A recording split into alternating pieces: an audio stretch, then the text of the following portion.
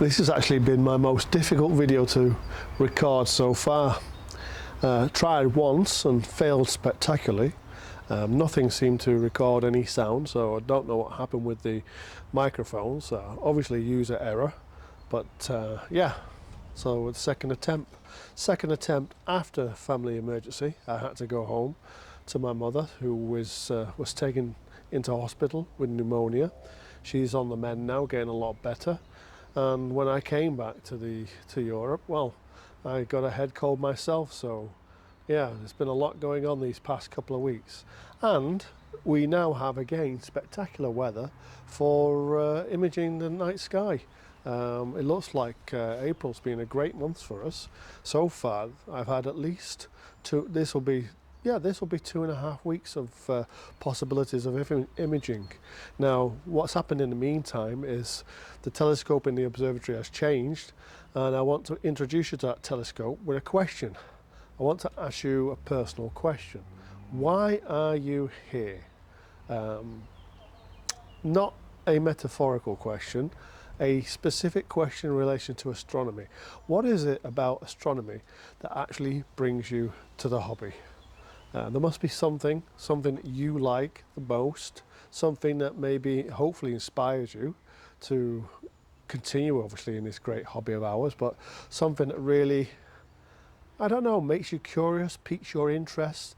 What is it about astronomy that brings you here? Once you see the telescope that I placed in the observatory, hopefully my interest in astronomy, or certainly what brings me mostly to astronomy, will be clear to you. Hopefully you can see this beautiful RC behind me. This is actually my biggest telescope. I partially opened the roof of the observatory to get a bit more lighting so you can better see it. This is my biggest telescope. It's a 14-inch Omegadon RC. It's basically a branded GSO RC from the German company. It's a Type 3. Type 3 means that a lot of the original issues that they had in manufacturing these RCs are fixed, but there is still one issue that needs to be resolved, and that is you need to extend the baffle tube of the RC to make sure you can actually get correct flat frames, otherwise they won't work at all. This is a well-known final issue of these RCs. The aluminium baffle tube in the center of the telescope is too short, and I'll show you now that I've 3D printed myself an extension to that baffle tube to correct it, to bring it to the right length. You need to use sky flats, of course. It's very difficult to find a flat panel big enough for this telescope, but you can now use sky flats to make flat frames for your images. What is unique to my telescope is this shroud. You can buy shrouds online, but this one was actually made for me by my wife. It's made out of a kind of latex black material. It was made a little bit short, to be honest with you. I could do with probably having an inch or 2.5 centimeters further, just to have it to cover the front of the RC. But it does keep the majority of reflections out of the telescope. Now let's just pull this back and show you the internal workings of the telescope. And here you can probably start to see, yeah, there it is. So there you can see the 3D printed baffle tube extension that needs to be added to these, let's say, Type 3, the third generation of these RCs made by GSO. Essentially, you'll have problems with flat fielding these telescopes without printing that extension. There is a website whereby you can generate the file for your particular RC depending on the size of it, and I will link that with the video. We're now looking at the back of the telescope, and what you can see is one of the remaining issues that there is with the focuser. A lot of people actually spend upwards of another 400 euros to replace this focuser, but what you can see I've done here is I've actually developed my own bezel to replace the original bezel, that grey plastic bezel there, or trunnion, or however you want to call it. It's actually 3D printed by myself, designed for this telescope to replace the one that came with it. The issue with the one that comes with it is if you take it apart, you'll find a piece of plastic in there which is used to push the bar against that monorail, that focuser bar right here. And if you look at the designer Crayford focusers, especially the more expensive ones online, especially the older versions, What you need to do is actually place a piece of brass inside here to push the bar against this focus rail. Brass is the ideal material for this. It's self-lubricating, and with a couple of hand tools it's very easy to make a V-notch profile that will give you consistent pressure of the focus bar against that rail, and then you will have a fully functional GSO focuser. One of the other little add-ons that I put on this telescope is this counterweight here. Of course, normally with a smaller telescope, it would be very easy to slide the saddle up and down to balance in deck. However, with a telescope this size, it's pretty impractical to do so. So what I've done here is to help with balancing is to add a separate counterweight with some zip ties, just to get the balance to be almost perfect. Some of you might still have the question, why a 14-inch RC? And as you can see here, well, a 16-inch wouldn't fit. A 14-inch is the maximum for my observatory, certainly without adding any additional rooms or extensions to the observatory I have now. Essentially, this is the maximum size scope that I could place here. I also want to point your attention to the way the image system's set up. So the image system itself is, of course, you recognize the filter wheel, the ZWO camera, but what you're not quite seeing, and this is important to note, is in here is the astrophysics reducer.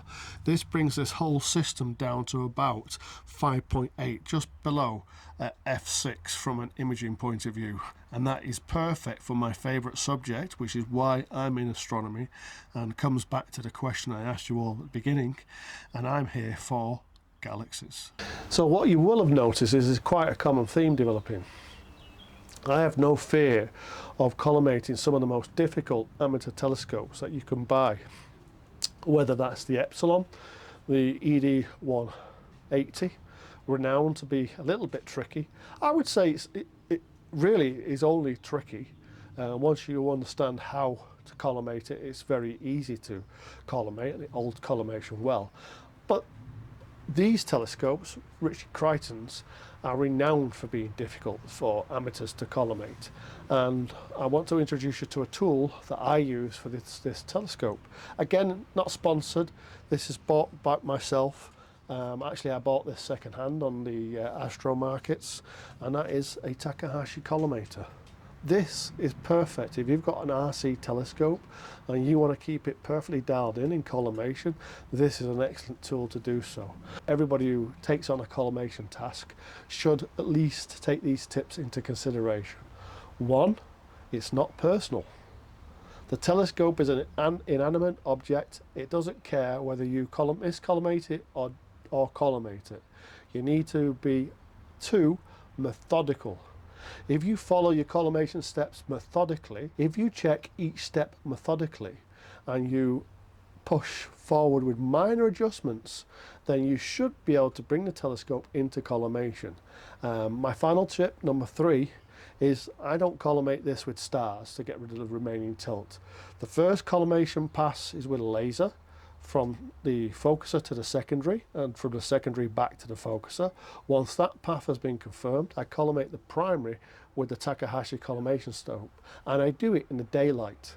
And what I'm looking for is the image of the secondary with the shadow of the secondary in the primary mirror. Once those are balanced, this is ready to go. This is 95% perfect. The final tip I would say to you all is to accept that 90 to 95% is good enough. You'll get perfectly round stars and you'll be able to use a telescope like this. Finally, to close, I'll just give you a few tips about using these telescopes. I'm imaging around 2000 millimeters at f6, as I said, with the astrophysics reducer. That's perfect for all the galaxies I want to image here from the Netherlands. The other thing is, this is my most difficult telescope to use, not because of collimation, because of the image resolution. There's a lot of debate online, I should probably say flame wars as well, over binning in camera. I bin in camera and I found that to be better than binning by software by a significant margin. That's been, for at least for me, experimentally proven with the results I get. But because of the resolution of this is at something like 0.3, 0.4 of an arc second, there's no chance that I will get that kind of resolution here under Dutch skies. I'm lucky probably to get 2 arc seconds resolution, and that would be a really, really good night here in the Dutch skies. Of course, if I could take this telescope to a mountain top somewhere in the Atacama Desert, that's where it would be living perfectly, and probably able to get to the theoretical resolution, but we all have to accept where we live and enjoy the night sky where you are. And right now I hope you too, like me, are having clear skies. So I'll put some images up that are taken with the RC, some galaxy images, and some, I think I've also got the coma cluster. I'll be doing a wide angle of the coma with the epsilon, and that will follow later. So for now, I wish you all clear skies, and thanks for watching.